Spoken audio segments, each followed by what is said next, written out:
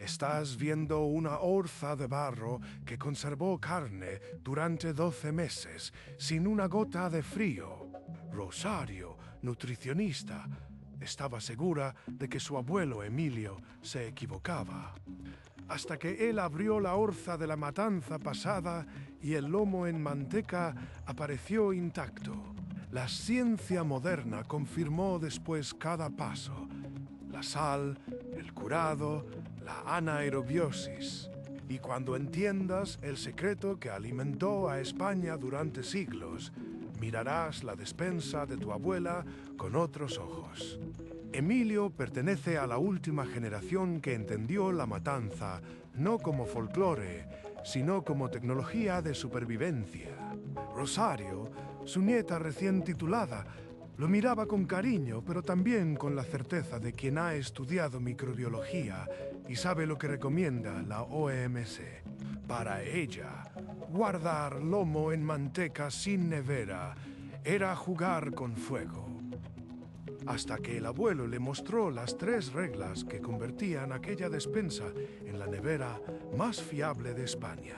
Rosario llegó a casa del abuelo una mañana de noviembre, con su bata blanca todavía en el maletero y la lección recién aprendida.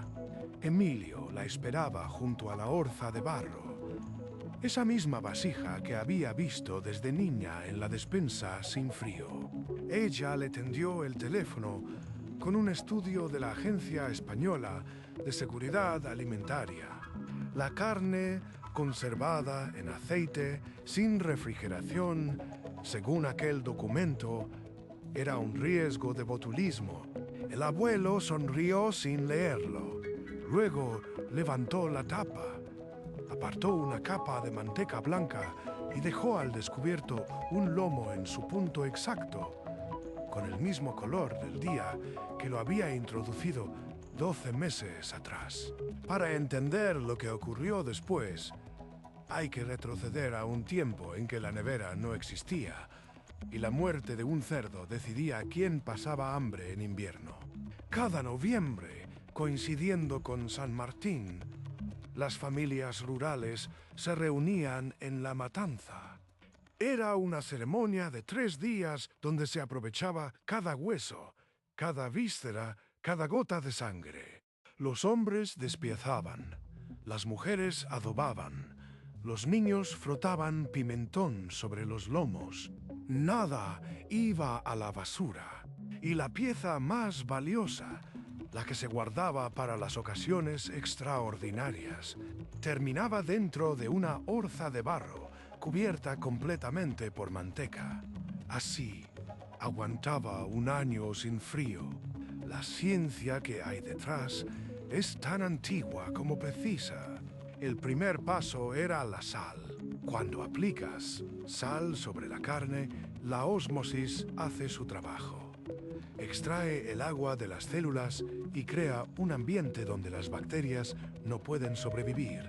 La proporción exacta que Emilio repetía de memoria era 3% de sal por el peso de cada pieza. Ni un gramo más, ni un gramo menos. Pasados unos días, la carne se sellaba con pimentón, ajo y orégano, especias que hoy sabemos que también inhiben el crecimiento de patógenos. Luego venía el paso definitivo. La carne se freía lentamente en manteca de cerdo y se sumergía en ella hasta que el oxígeno dejaba de tocar su superficie. Sin oxígeno, las bacterias aeróbicas se asfixian. La grasa se solidificaba y creaba una barrera impermeable que detenía la descomposición. Rosario había estudiado cada uno de esos procesos en la universidad, pero también le habían enseñado que el riesgo nunca desaparecía del todo. El botulismo era una amenaza real en conservas caseras, y bastaba una espora resistente para arruinar un organismo entero. Por eso, cuando el abuelo le puso delante un plato con aquel lomo, ella dudó. Y entonces Emilio le dijo algo que la dejó sin respuesta. Le preguntó si recordaba una sola vez, en 28 años de comidas familiares, que alguien hubiera enfermado jamás por su mano. Rosario no encontró ese recuerdo, pero su formación le exigía una prueba, no la memoria de un anciano. Así que guardó una muestra en un bote estéril y la envió al laboratorio de bromatología, donde hacía sus prácticas. Lo que el informe reveló una semana después lo cambió todo. El informe del laboratorio llegó un viernes de madrugada al correo de Rosario. Ella lo abrió en la mesa de la cocina, con el abuelo Emilio enfrente, tomando café sin prisas. Recuento de aerobios mesófilos. Menos de 10 unidades por gramo. Ausencia de Clostridium botulinum. Ausencia de salmonella. Ausencia de listeria.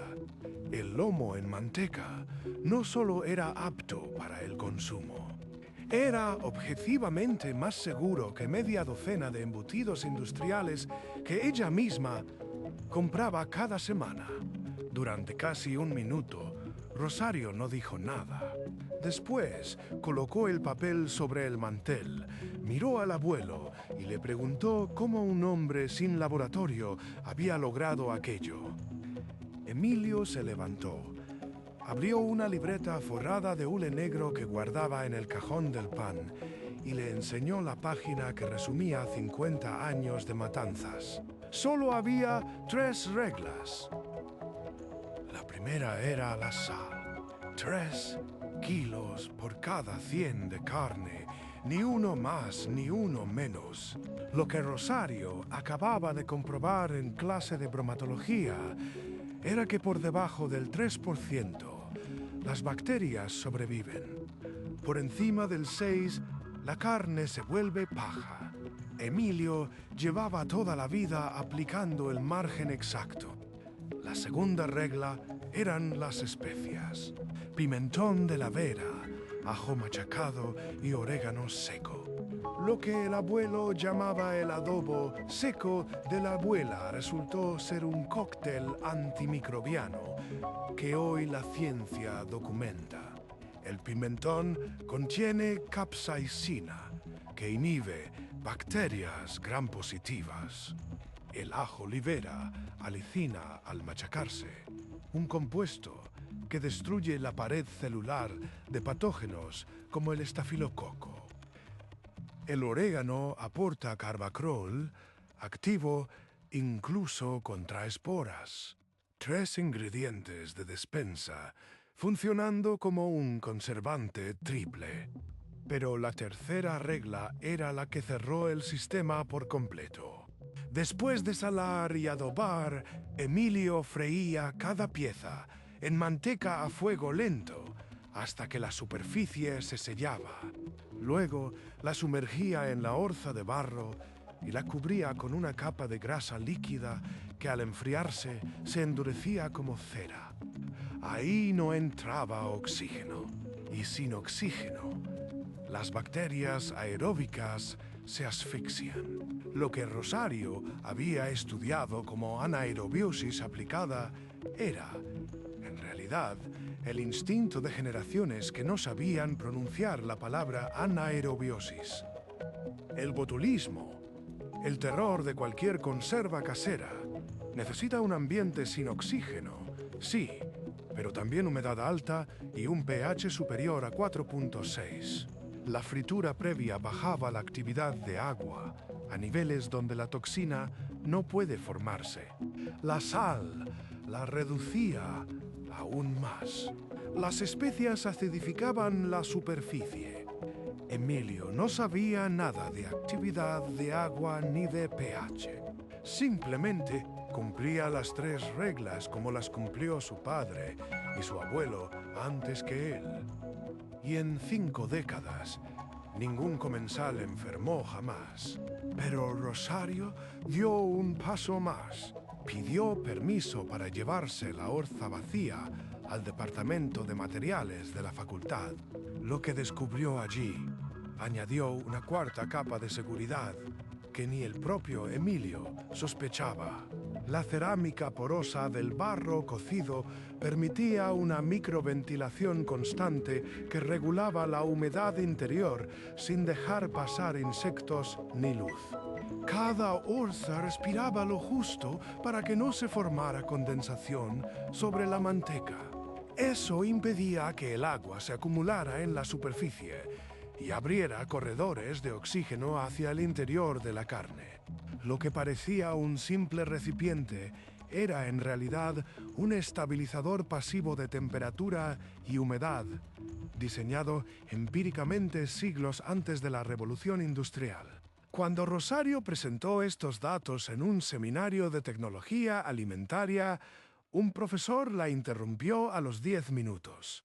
Le dijo que las prácticas tradicionales no podían validarse sin estudios controlados, que el riesgo de botulismo en conservas cárnicas sin refrigeración seguía siendo inaceptable y que aquella defensa de la matanza era romántica pero irresponsable. Rosario no discutió. Solo preguntó si el profesor había visto los análisis microbiológicos que ella tenía en la pantalla. Él no los leyó, pero alguien del público sí. Al terminar la sesión, un hombre mayor con acento extremeño se le acercó. Le dijo que su familia había perdido la receta de la matanza en los años 60, cuando llegó la nevera eléctrica y todo el mundo dejó de hacer las cosas como antes. Que si ella podía enseñarle las proporciones exactas, que su padre aún recordaba el sabor, pero no las cantidades. Rosario entendió en ese momento que no estaba defendiendo una tradición. Estaba recuperando una tecnología que España estaba a punto de olvidar. Y lo que encontró después en un archivo municipal de Cáceres la dejó sin respiración. Porque allí, en un manuscrito del siglo XVIII, estaba la misma receta de Emilio, palabra por palabra, con una advertencia final que nadie en la familia recordaba ya. Y esa advertencia revelaba algo que cambiaba todo lo que creían saber sobre la conserva sin frío. La advertencia del manuscrito ocupaba apenas 2 líneas al pie de la página. Si la manteca cuartea, la carne se pierde en 3 jornadas. No la salvará ni la sal. Rosario leyó la frase varias veces y luego llamó al abuelo. Cuando le preguntó por qué nunca le había hablado de esa regla, Emilio respondió que no hacía falta. Llevaba toda la vida revisando la superficie de cada orza una vez por semana. Lo hacía sin pensar, como quien mira el cielo antes de sembrar. La regla estaba en sus manos, no en sus palabras. Rosario entendió entonces que aquella advertencia no era un complemento del sistema. Era el cimiento. Si la capa de grasa se agrietaba, el oxígeno penetraba hasta la carne y en 3 días las esporas que habían resistido la sal y las especias germinaban. Ocurría rara vez, tanto que Emilio solo lo había visto 2 veces en 50 años, pero en ambas ocasiones el lomo se perdió sin remedio. La pregunta que le vino a Rosario no era técnica, sino histórica. ¿Cuántas familias tuvieron que intoxicarse para que los matanceros aprendieran que el sellado de la manteca era cuestión de vida o muerte? Buscó en archivos médicos del siglo XIX. Encontró brotes de botulismo descritos por médicos rurales con una expresión recurrente: dolor de vientre tras comer lomo de orza. No se registraban decenas de muertos porque el veneno daba la cara en la primera pieza y nadie seguía comiendo. Pero la lección quedó grabada a fuego en la memoria oral. transmitida de padres a hijos con la precisión de un protocolo de seguridad alimentaria. Lo que más le sorprendió fue lo que sucedió cuando llevó el manuscrito al Departamento de Tecnología de Alimentos. Un catedrático de microbiología accedió a revisar el sistema completo con los parámetros actuales. Midieron la actividad de agua del lomo tras la fritura. 0,85. Por debajo del umbral donde el Clostridium botulinum puede producir toxina. Midieron el pH de la superficie. 5,2. Gracias al ajo y al pimentón. La bacteria prefiere un entorno neutro por encima de 4,6. Eso ya ofrecía un margen de seguridad. Luego hicieron la prueba más importante. Sometieron la orza sellada a un ciclo de temperatura ambiente de 20 grados durante un mes. Al abrirla, la manteca seguía intacta, sin condensación, sin señales de rancidez. El análisis microbiológico repitió el resultado de la primera vez. Menos de 10 unidades. Ausencia total de patógenos. Pero aquí viene la parte que Rosario no esperaba. Al mismo tiempo que el catedrático confirmaba la validez del sistema, una funcionaria de sanidad le advirtió en privado que la normativa europea no reconoce la conservación en manteca como método seguro para la venta comercial. Puedes hacerlo en casa, para tu familia, sin problema. Pero no puedes venderlo en un mercado, ni en una tienda, ni siquiera en un restaurante. La tradición que alimentó a España durante siglos era legal únicamente dentro de las paredes de una cocina particular. Y entonces ocurrió algo que cambió el rumbo de la historia. Un periódico regional publicó el trabajo de Rosario y en menos de una semana, el teléfono del abuelo Emilio empezó a sonar. Eran desconocidos de toda España. Una mujer de Lugo que recordaba la orza de su abuela y quería recuperar la técnica. Un carnicero de Teruel que llevaba 20 años haciendo jamón y nunca había probado con el lomo en manteca. Un joven de Barcelona, heredero de un restaurante centenario, que preguntaba si podía ir a ver la orza con sus propios ojos. La matanza no estaba muerta. Estaba dormida en la memoria de miles de personas que solo necesitaban a alguien que les recordara cómo se hacía. Pero, al mismo tiempo, Emilio le dio a Rosario una noticia que lo precipitó todo. El médico le había encontrado un soplo en el corazón y tenían que operarlo en 3 meses. La recuperación sería larga y no podría volver a cargar con el cerdo ni a mover las orzas pesadas de barro. La voz del abuelo sonó tranquila, como siempre, pero Rosario captó lo que había detrás de sus palabras.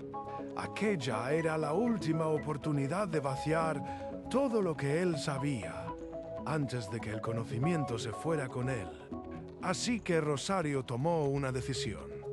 No iba a defender la matanza. No iba a estudiar la matanza. Iba a documentarla paso a paso, día a día, con las manos del abuelo y el respaldo de la ciencia. Y aquella decisión la llevó al lugar donde la tradición seguía viva sin que nadie lo hubiera contado todavía. El pueblo se llamaba Madroñera, en la provincia de Cáceres, y allí la matanza nunca había desaparecido. Rosario llegó un sábado a las 6 de la mañana con una cámara, un bloc de notas y el abuelo Emilio sentado en el asiento del copiloto. Los vecinos ya estaban en la calle, con los cuchillos afilados y las mesas de madera dispuestas en hilera. Durante 3 días, Rosario no intervino. Solo filmó Tomó muestras y anotó cada paso con la precisión con la que hacía sus fichas de laboratorio. Pero lo que más la impactó no fue la técnica, que ya conocía. Fue la transmisión oral. Las mujeres corregían a las jóvenes con frases que parecían sacadas del manuscrito que ella había encontrado. La manteca que no cubre bien no es ahorro, es veneno. Si la carne flota en la grasa, ya no sirve. Sabiduría de siglos, pasada de boca en boca sin una sola errata. A la vuelta, mientras Emilio se preparaba para la operación, Rosario vació todo aquello en un cuaderno que tituló simplemente Cuaderno de la Matanza. Eran 60 páginas. Calendario de San Martín, proporciones exactas de sal, especias y manteca, tiempos de fritura, forma de comprobar el sellado de la orza y, sobre todo, la advertencia final del manuscrito que el abuelo había honrado sin saber leerla. Revisar la capa de grasa cada 7 días. Si cuarteaba, la carne debía consumirse de inmediato o desecharse. Esa era la regla que impedía el botulismo cuando el oxígeno lograba infiltrarse, porque el sellado no era eterno. Un cambio brusco de temperatura, una orza mal barnizada, un golpe durante el traslado, bastaban para abrir una fisura invisible. Y en 3 días, como decía el texto antiguo, la toxina podía estar presente. Rosario llevó el cuaderno al catedrático que había validado sus análisis. Él lo leyó en una noche y a la mañana siguiente le propuso algo inesperado: publicarlo como protocolo técnico para pequeñas producciones artesanales, con los datos de actividad de agua, pH y recuento microbiológico que respaldaban cada fase. El documento sería gratuito, sin patente, para que cualquier productor rural pudiera consultarlo. El abuelo Emilio, desde la cama del hospital, firmó la autorización con su nombre y apellidos. Emilio Sánchez Robledo, 78 años, 50 matanzas, ningún comensal enfermo. Cuando Rosario le enseñó el cuaderno impreso, él lo hojeó en silencio. Después levantó la vista y dijo lo único que podía decir un hombre que había alimentado a su familia durante medio siglo con una orza de barro. Ahora ya pueden seguir sin nosotros. La operación salió bien, pero Emilio ya no volvió a cargar un cerdo. La última matanza la dirigió sentado en una silla, con Rosario al lado, pesando la sal y ajustando la manteca. Aquel año, la orza llevó el nombre de ambos. Lo que empezó como una confrontación entre una nutricionista y su abuelo terminó en algo que nadie esperaba. El cuaderno corrió por WhatsApp de ama de casa en ama de casa, de cocinero en cocinero. En menos de un año, más de 300 familias recuperaron la conserva, sin frío, en sus propias cocinas. Y la ciencia no solo dio la razón al matancero, demostró que la tecnología de la necesidad, cuando está bien afinada, puede ser tan segura como la de la abundancia. Pero también quedó claro que el conocimiento, sin la vigilancia, se corrompe. La verdadera seguridad no estaba solo en la sal, ni en las especias, ni en la anaerobiosis. Estaba en la mirada semanal que revisaba la manteca sin falta, en la constancia de quien sabe que una grieta de 1 milímetro es suficiente. Eso no se aprende en una facultad. Se aprende en la memoria del cuerpo, que aprendió de otro cuerpo. Y esa memoria estaba a punto de apagarse definitivamente si nadie la hubiera escrito. Hay cosas que una nevera no puede enfriar. El sabor de un lomo que ha esperado un año en barro. la certeza de un abuelo que nunca abrió un libro de microbiología. La memoria de miles de mujeres que repitieron gestos sin saber que estaban haciendo ciencia. Emilio no descubrió nada nuevo. Solo recordó lo que este país estaba a punto de olvidar. Y Rosario hizo lo que hace falta siempre: ponerle papel a la voz antes de que se apague. Si esta historia te ha tocado, si has pensado en tu abuela o en esa receta que ya nadie cocina, dime en los comentarios qué tradición de tu casa crees que merece un cuaderno como este. Me importa de verdad leerte. Suscríbete para no perderte lo que viene, porque aún quedan técnicas así de antiguas y así de vivas esperando a que alguien las cuente. Y si este contenido te ha hecho sentido, tengo algo especial para ti. El enlace está en el primer comentario fijado.